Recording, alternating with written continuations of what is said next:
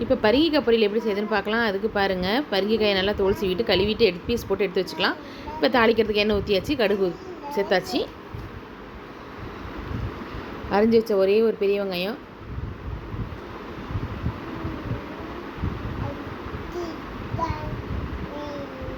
அப்புறம் பாருங்கள் ஒரு வரமிளகா, 2 வரமிளகா, கருவேப்பிலை சிறிதளவு சேர்த்துக்கலாம். இப்போ பாருங்கள் வெங்காயத்தை வதக்குவோம். வெங்காயம் பாதி அளவுக்கு வதங்கினா போதும்.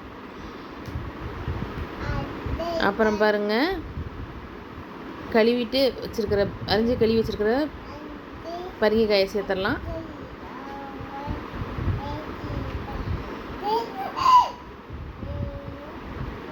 இப்போ பாருங்கள் காய் வேகிறதுக்கு கொஞ்சமாக தண்ணி ஊற்றிக்கலாம். ஒரு 1/4 கிளாஸ் ஊற்றினா போதும். இப்போ பாருங்கள் நல்லா பரட்டி விடலாம்.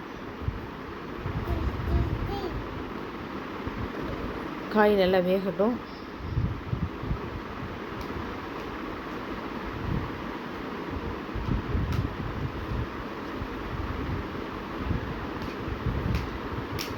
இப்போ பாருங்கள் வெல்லத்தை வந்து நல்லா நுணுக்கி வச்சு அதை சேர்த்துருவோம். இந்த மாதிரி பரங்கிக்காய் செய்யும்போது சாம்பார் சாதத்துக்கெலாம் அந்த மிளகாயோட காரம் அந்த வெல்லத்தோட இனிப்போடு சேர்த்து சாப்பிடும்போது செம்ம டேஸ்ட்டாக இருக்கும். சாம்பார் சாதத்துக்கெலாம் அது இருக்கும்போது பிடிச்சிருந்தா லைக் பண்ணுங்கள், ஷேர் பண்ணுங்கள், கமெண்ட் பண்ணுங்கள், மறக்காமல் சப்ஸ்கிரைப் பண்ணுங்கள். தேங்க்ஸ் ஃபார் வாட்சிங் this video. Bye bye friends.